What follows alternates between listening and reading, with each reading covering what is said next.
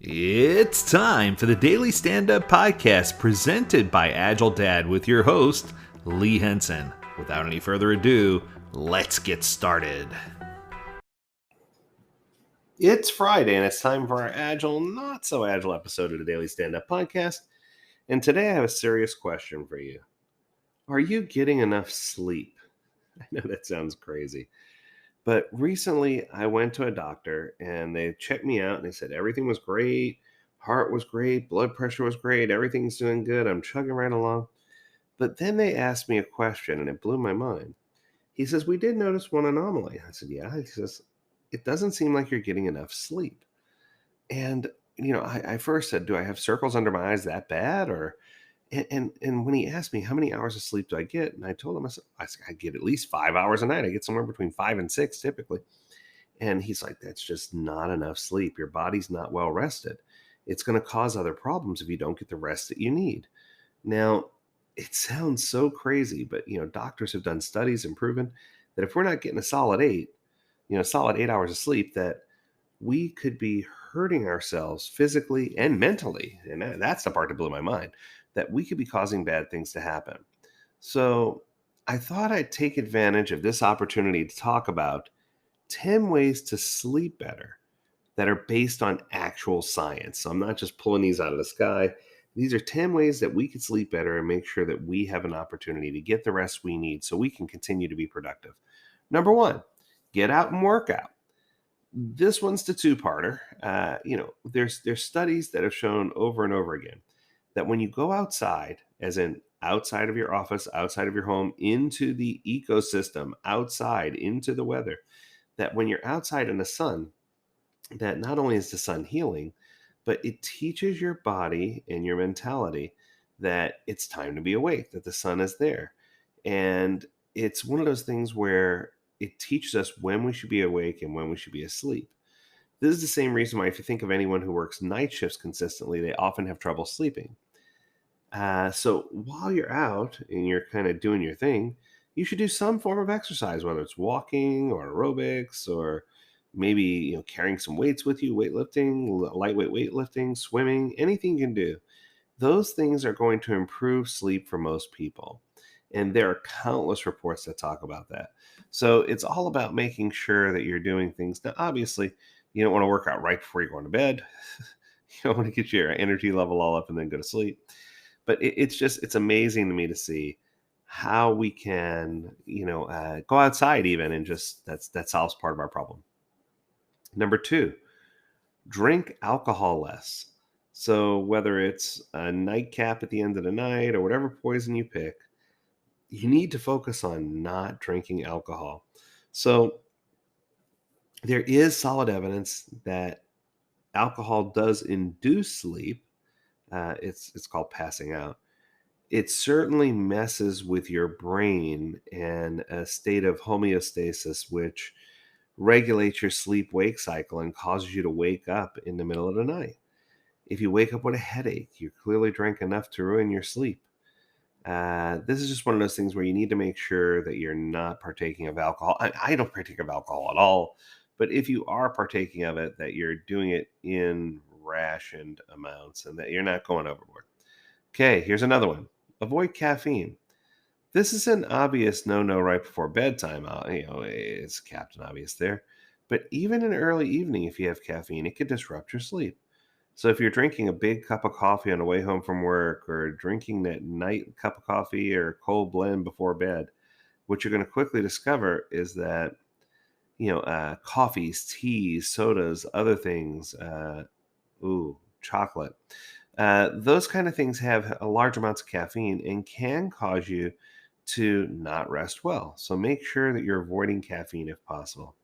Okay, number four, check on your drugs, your medications. Many medications directly affect sleep. Read the label. Uh, some of the ones that can cause problems with sleep, here's one: oral contraceptives, or high blood pressure medication, or any kind of diet pills. Most of those definitely cause, there's a big long list. I encourage you to go out and research that, research your own drugs, and make sure you understand what is sleep inhibiting and what is helpful for sleep. Okay, number five, go dark. The truth is, humans fall asleep easiest when it's dark. And I think Thomas Edison probably ruined that for all of us, right? But, you know, since we're all animals biologically, we're tuned to sleeping in the dark. You hear people all the time who have blackout curtains sleep better. They pull the shades, get an eye mask, do something. Bright light is great during the day because it actually triggers our clock to wake us up and it triggers us to go on with our day. But avoiding bright light at night, like regular light bulbs or a TV or a computer or a smartphone, that's going to disrupt your body's natural release of melatonin and cause you not to fall asleep. Very interesting. So make sure you're considering dimming all the other lights around you too, or find an idle time with a hot bath instead. Relax prior to bedtime, and it's going to help you. It's going to help you nod off. It's going to help you go to sleep. Okay. Number 6, be careful of napping. We all love a good nap, right? But there's evidence for and against the value of napping. So I'm not going to go there and say it's horrible. But if you're going to do a nap, aim for it sometime in the early afternoon and limit it to like 20 minutes, and you should be fine. But if you're napping late in the evening or if you're taking really long naps, it is going to impact you. Okay, number 7, chill out. A dark, quiet bedroom is a given necessity, but a cool bedroom with bedding that invites snuggling can be helpful too. There's not a lot of hard science on this one, but there is one study thinking that a cool head poking out from under a warm comforter leads to better sleep. Try setting the thermostat to 65 degrees or so and experiment with this one. I can tell you firsthand, I have so much trouble falling asleep in a hot room. If it's cold, I can do it. If it's hot, no way. So I like to be bundled. I like to fall asleep that way, and I think most people do. Okay, number 8, be on time. This one's interesting. So sleeping in on weekends is part of a vicious cycle that keeps you up late on like Sunday night and leaves you tired for work on Monday. So what happens is if you're changing your sleep schedule to adjust for weekends or changing your sleep schedule in any way, you should only stay within an hour or so of your normal sleep schedule. So that way you have a consistent bedtime and your body clock gets used to falling asleep at a certain time. Number 9, eat earlier. Avoid heavy meals at least a couple hours before bed. There's definitely broad agreement on this advice.